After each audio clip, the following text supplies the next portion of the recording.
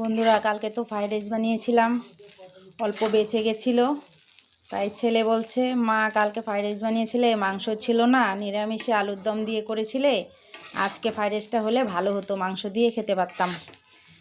আমি ওকে আবার বললাম, দাঁড়া আমি বানিয়ে দিচ্ছি। বলে আজকে আবার বানাবে? আমি বললাম না, ওটা দিয়েই দেখিস আমি কি সুন্দর করে একটা তোদেরকে খাবার বানিয়ে দেব। মাংসটাও আমার হয়ে গেছে।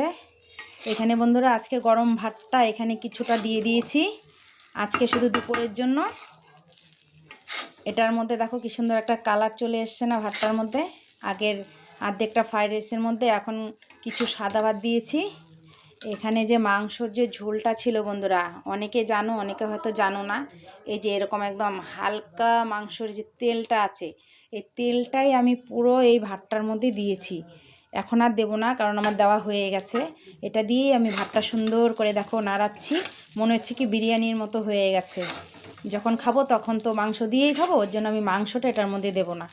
দেখো এটার মধ্যে কিন্তু কোনো মশলা দিইনি মাংসর, হালকা মাংসর যে তেলটা উঠে, এই যে তোমাদেরকে তো দেখিয়েছিলাম, এই যে মাংসর যে তেলটা হয়, এই যে মাংসর যে তেলটা হয়, এই তেলটা দিতে হয়। দেখো একদম হলুদ কালার চলে এসছে, দেখে অনেকে ভাববে হয়তো বিরিয়ানি, কিন্তু বিরিয়ানি না। খুব সুন্দর একটা গন্ধ বেরিয়েছে।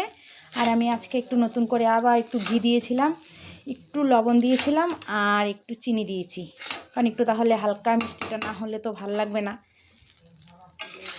বন্ধুরা, আমার এই টেকনিকটা যদি তোমাদের কারো পছন্দ হয়ে থাকে তাহলে একটু লাইক কমেন্ট শেয়ার করে দিও। এই ছোট টোটকাটা যদি কারো কাজে লাগে।